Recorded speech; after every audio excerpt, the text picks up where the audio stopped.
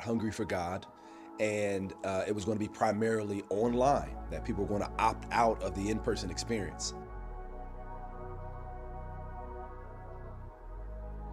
And I think one of the things that surprised me as well as encouraged me was by the amount of people that are stepping into the different areas of discipleship here at ACTV, but are actually coming to be a part of what we are building physically at the church. That is deeply, deeply encouraging.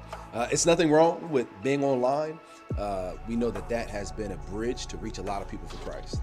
But we also know that there is something special that happens when the people of God get together and we feel the power and the presence of God as a community. And what's encouraged me is about the people that are hungry for Jesus, excited to gather, and encouraged to take next steps in their spiritual journey.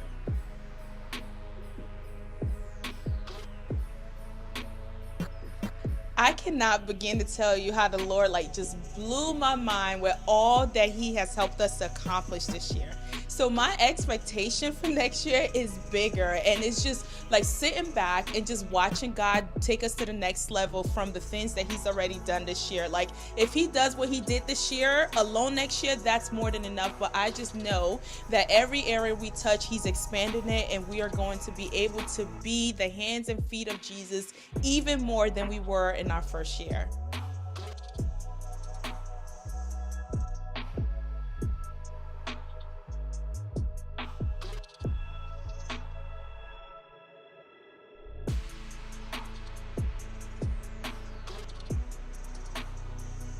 Accelerating City includes the 6.2 million people in the area that we describe as the Delaware Valley, from the top of Burlington County in New Jersey all the way down to Cecil, Maryland, or Cecil County in Maryland.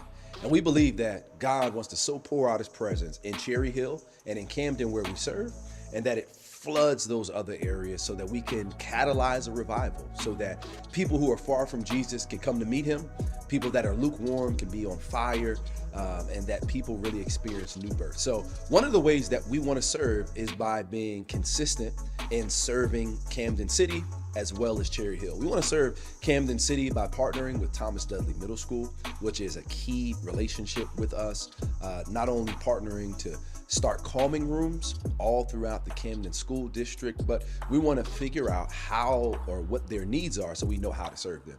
And in Cherry Hill, we want to continue to do what we're doing with the city. I mean, one of the things is I'm becoming a police chaplain. I'm serving alongside the mayor to serve teachers and a myriad of other things. So we're going to come up with creative ways in order to be a blessing in this area that God has placed us. And we're believing that it's going to spill over and we're going to see Him do some really amazing things. I cannot begin to tell you how the Lord just blew my mind with all that He has helped us to accomplish this year. So my expectation for next year is bigger, and it's just sitting back and just watching God take us to the next level from the things that He's already done this year.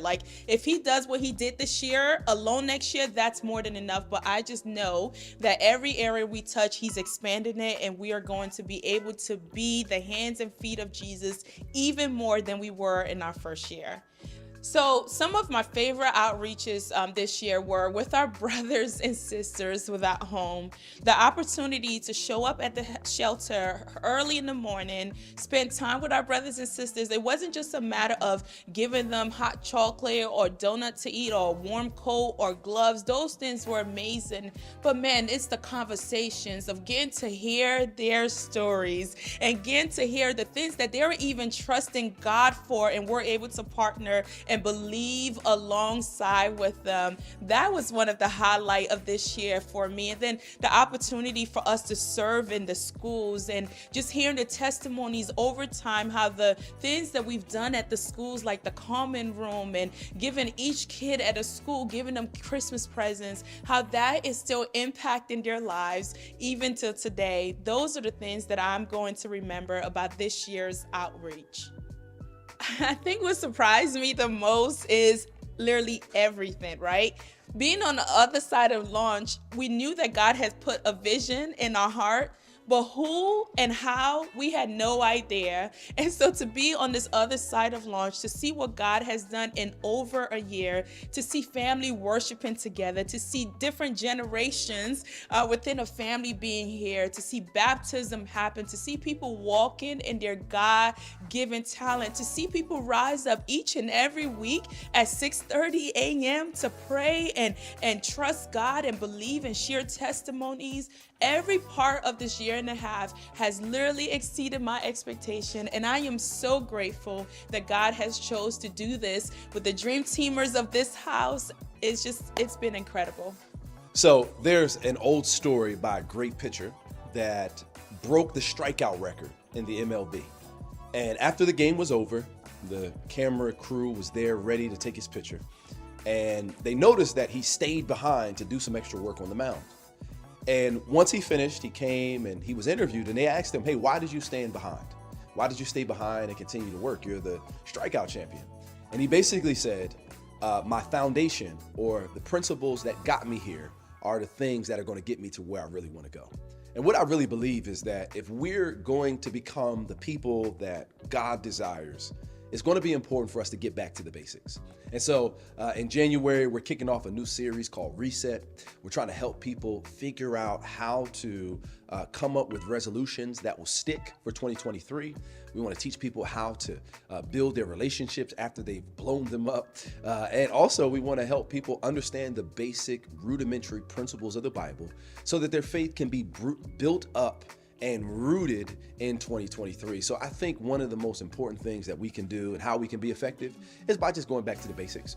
Like, I don't think you need a new discipleship plan or a new way of doing something. It's just going back to doing those things consistently that we believe God has asked us to do. And I think that that's going to really prove to be wildly effective in 2023. In 2023, as a church, I want us to be more effective towards taking our next step towards Jesus.